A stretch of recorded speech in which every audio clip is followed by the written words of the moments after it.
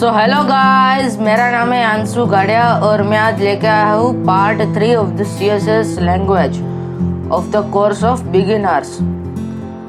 सो हमने पिछले वीडियो में देखा था कि कैसे हमने क्लास सिलेक्टर हम यूज़ कर सकते हो वो, और आईडी यूजिंग सिलेक्टर्स, यानी कि आप कैसे कोड कर सकते हैं CSS में, किस किस टाइप का कोड कर सकते हैं और किस तरह से आप HTML फाइल को ज्वाइन कर सकते हैं। सो आज हम देखेंगे कमेंट्स, यानी कि आपको कोई लाइन ज़रूरत से ज़्यादा लिखा गई, आपसे लिख गई, तो आपको उस लाइन को डिलीट करने के लिए आपके पास टाइम नहीं है, तो वहाँ पर आप कमेंट्स का यूज़ कर सकते हैं। जैसे कि आपको इसमें दो टाइप के कमेंट्स हैं, यानी कि आपको एक ही लाइन की जो लाइन है उसको रन नहीं करानी और लिखनी भी है और रन नहीं करानी, तो इसके लिए आप सिंगल लाइन यूज़ करेंगे। और आपको एक से ज़्यादा की जो लाइन है उसको रन करानी है, रन नहीं करानी और रखनी है राइटिंग के हिसाब से, तो आप मल्टी लाइन का यूज़ कर सकते हैं कमेंट्स। जैसे कि सिंगल लाइन कमेंट क्या होता है कि आप जहाँ पर भी सिंगल लाइन कमेंट करेंगे तो वो एक लाइन है, वो कोड रन नहीं होगा, जिससे कि डिलीट के हिसाब से ही रन होगा। जैसे कि आपको जैसे कि इस लाइन को आपको रन नहीं कराना है, तो आप इसको क्या करेंगे, डिलीट करेंगे। और आपको डिलीट नहीं कराना है तो आप इस लाइन को डिलीट नहीं कराना, यानी कि दूसरी लैंग्वेज में हम कह सकते हैं कि उसको रन नहीं कराना, तो उसको आप रन नहीं कराना चाहते तो इसके लिए आप सिंगल लाइन कमेंट कर सकते हैं, जिससे कि यहाँ पर हुआ है।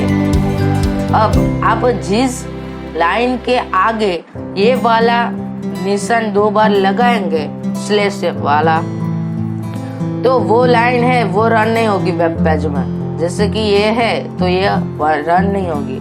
अब आगे आता है मल्टी लाइन कमेंट।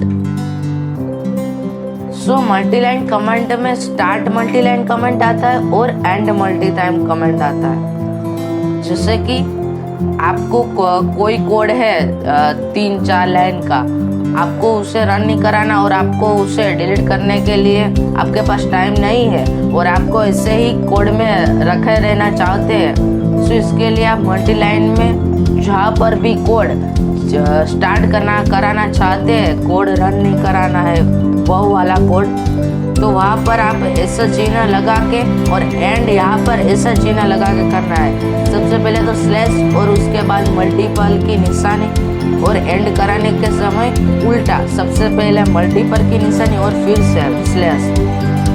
ओके, आपको समझ में आ गया होगा कि कैसे हम कमेंट का यूज़ CSS लैंग्वेज में कर सकते हैं। उसके बाद आता है कलर्स CSS, यानी कि आपको कोई भी कंटेंट है वेब पेज में, उस कंटेंट को कोई भी कलर देना चाहते हैं तो आप कई तरह से दे सकते हैं उसको कलर। जैसे कि यहाँ पर we can use colour name, RGB, hex, HSL, RGBA और HSLL।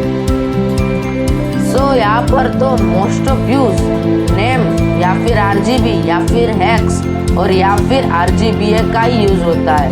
HSL और HSLA उसका यूज ज़्यादातर नहीं होता।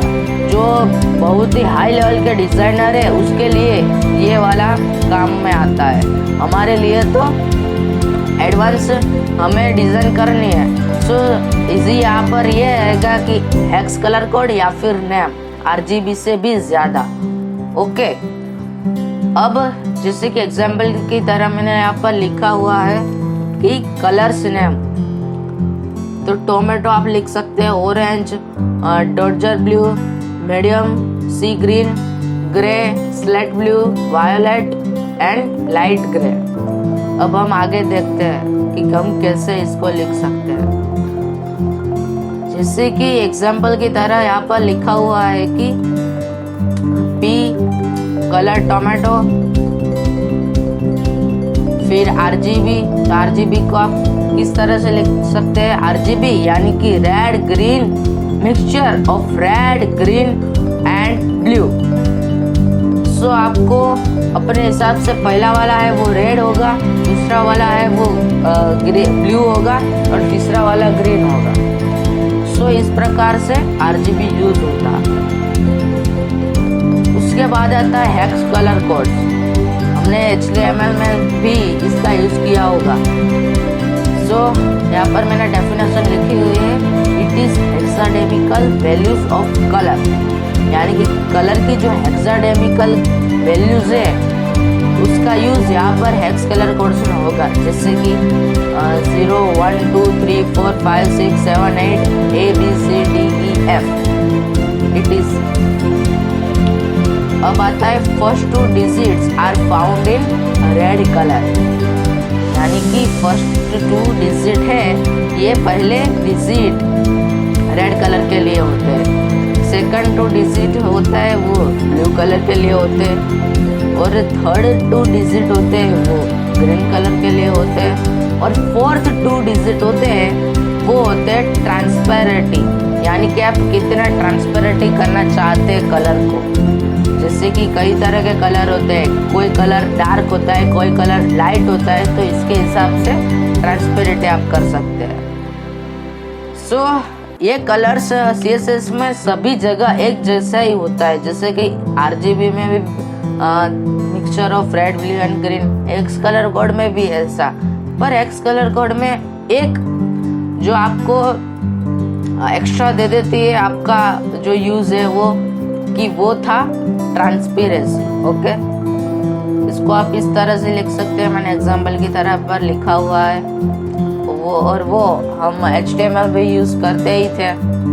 उसके बाद आता है कलर HSL, यानी कि उसमें जो पहला वाला है, हाँ जो पहला वाला है वहाँ पर आपको परसेंटेज देना है, सभी जगह आपको परसेंटेज देना है। और RGBA में भी ऐसा ही होता है। RGB यानी रेड ग्रीन एंड ब्लू, और ट्रांसपेरेंसी ये क्या है? ट्रांसपेरेंसी। और यहाँ पर भी HSL में भी वैसा ही होता है, और HSL में भी, HSL में आपको ट्रांसपेरेंसी की जो प्रॉपर्टी है वो यूज करने को नहीं मिलेगी, पर HSL में आपको ट्रांसपेरेंटी की जो प्रॉपर्टी है वो यूज करने को मिलेगी। सो आज के वीडियो में इतना ही, और जो भी नए व्यूअर्स हो वो मेरी चैनल को लाइक शेयर एंड सब्सक्राइब करना मत भूलेगा। सो मिलते हैं अगली वीडियो में part 4 of the HTML CSS course of the beginners. तो मिलते हैं अगली वीडियो में।